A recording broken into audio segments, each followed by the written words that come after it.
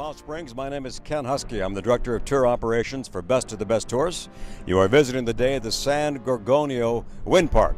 As you can see, it's appropriately named. This is a good place to have a wind park. This is the oldest commercial wind park in the United States. Because of that, it's a museum out here of technology. We've got 4 generations of turbines out here, 31 different types of turbines in operation. Wind energy is an indirect form of solar energy. Sun beats down the earth and heats up different surfaces at different rates. You're in the hottest, driest desert of North America right now. 90 miles away behind me through that mountain pass is the Pacific Ocean. The geography explains why this wind park is located where it's at. The sun beats down on the desert heats up and the hot air rises. Hot air rises, it pulls the cool air in off the marine layer 90 miles away. That cool air moves in, hits these big mountains behind me, and the wind begins to take the path of least resistance and funnels through the mountain pass. Mother Nature creates at this mountain pass what's called a Venturi effect. We average out here some 2,600 hours of wind velocities per year, ranging between 16 and 18 miles per hour. That makes this an ideal location for a wind farm. Right now we have about 25-mile-an-hour winds, gusting up to about 35-mile-an-hour winds, and they're forecast to go a little higher. In fact, they just did.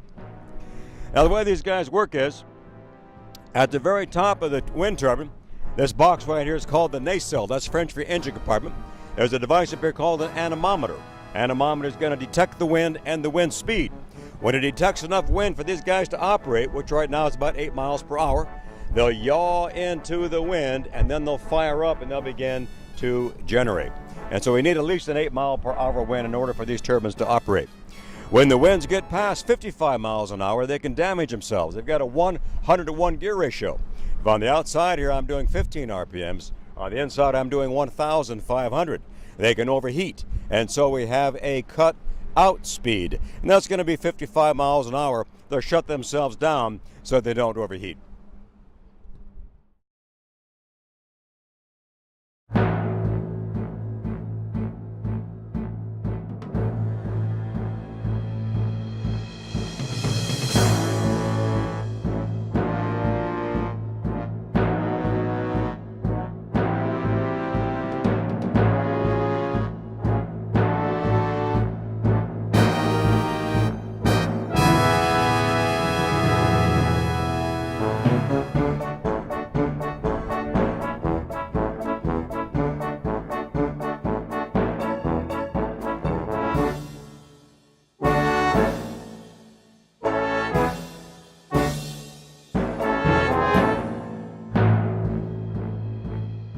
Humans have harnessed the energy of the wind for thousands and thousands of years.